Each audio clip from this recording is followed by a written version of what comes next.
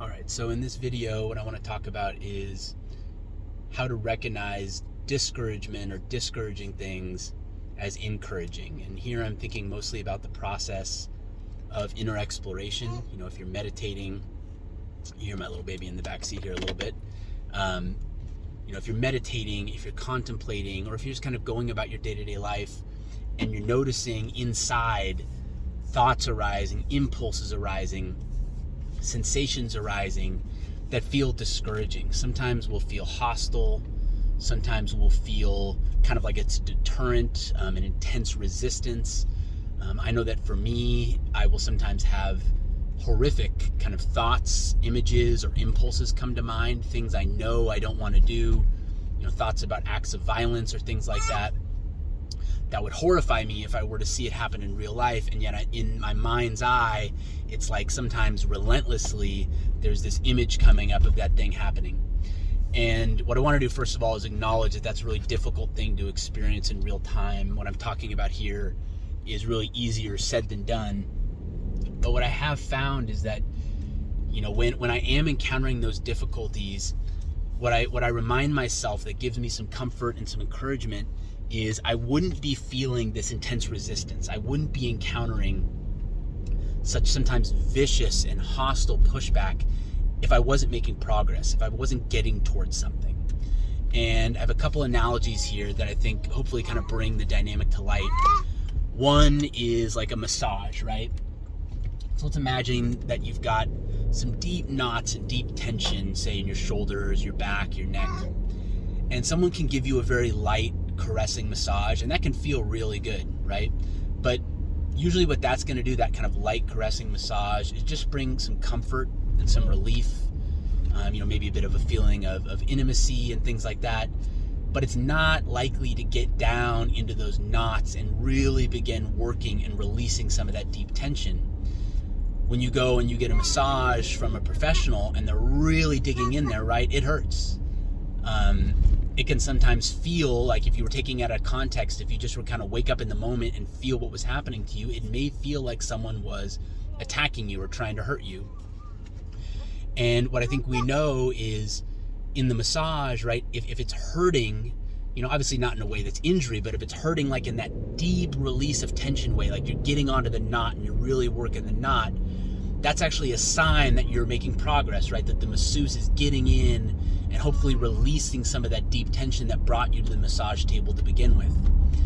And so you can use that analogy of the massage when you're in your meditation, right? Or you're just going about your day-to-day life and you're feeling that resistance come up, right? You're noticing those intense kind of pushback thoughts, feelings, sensations, emotions. Just think about the massage and think about it that it's kind of like your soul or your heart getting close down to those deep tensions within us, that deep confusion, that old unresolved trauma, that fear, those phobias. And the heart, just like the masseuse's hands, is working into those spaces, trying to discover them, trying to appreciate them, and trying in time to release them. And just as we would want the masseuse to do that, even though it's painful in the moment, we want our heart to be doing that work. And so we can have gratitude sometimes, or at least an appreciation of the fact that even though it's painful, even though it's difficult, even though we want it in that moment to end, it's actually encouraging. I think maybe another analogy would be, let's imagine that you're playing chess against someone, or that you're fencing against someone. So you're doing some kind of competition that involves back and forth action. And let's say that the person is maybe more skilled than you are. You're playing against someone who's a higher level chess master, or someone with a lot more fencing experience than you are. You could maybe think of wrestling in this analogy too. And let's say that you start kind of scoring points against them early, right? So maybe initially in the game, they were kind of half in it, weren't really paying attention very closely. You probably weren't getting their best counterattacks. You probably weren't seeing their best defenses. But let's say as you start scoring those points, right? Let's say you get check against that chess master in an unexpected way, or you score a couple points in that fencing match, or you get an unexpected throw in the wrestling match. Now you may see your opponent kind of gird up a little bit, take a few deep breaths, maybe a little eye of the tiger comes in, and all of a sudden now, right, that chess master is kind of moving and slamming that clock a little more quickly, right? You're really seeing some movement, some dancing out of your fencing partner or your wrestling partner. And I think this is kind of what the inner resistance does when it feels the heart and the soul getting close to the core of things, right? Again, when we're kind of dancing around the edges, not really directly applying our energy and our intention toward those kind of inner trapped feelings, that inner knotting, that inner coiling, it doesn't really respond because it's not feeling threatened, it's not feeling encroached upon. But when we get toward the sweet spot, when we're really getting somewhere at it, that's when we're going to see it kind of buckle down, right? Tighten that kind of bandana here. I'm thinking about the Karate Kid, on its head. Maybe do a little prayer to heaven. Spit on the ground a little bit. It's going to bring its best back in response.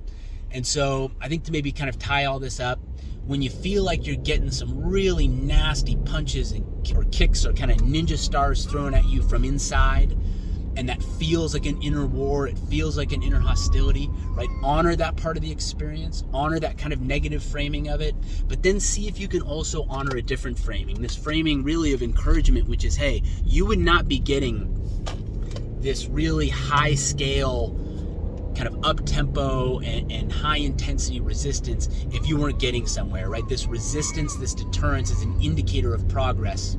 And so if we can use that to kind of reframe in the moment and yet still remain intimately involved, right? We don't use that and go, aha, I win, I'm getting somewhere, and then leave. Use it as a basis to take some positivity, take some encouragement, and then recommit, re-engage. Stay with that same technique you're using, right? Stay with that same focus, right? Because all that shrapnel that's coming at you, all that fire breathing from the dragon is all a sign that you're getting close to the heart of things. And the closer we get to the heart of things, that's when we get those deeper releases, that deeper growth, that deeper healing that we're looking for.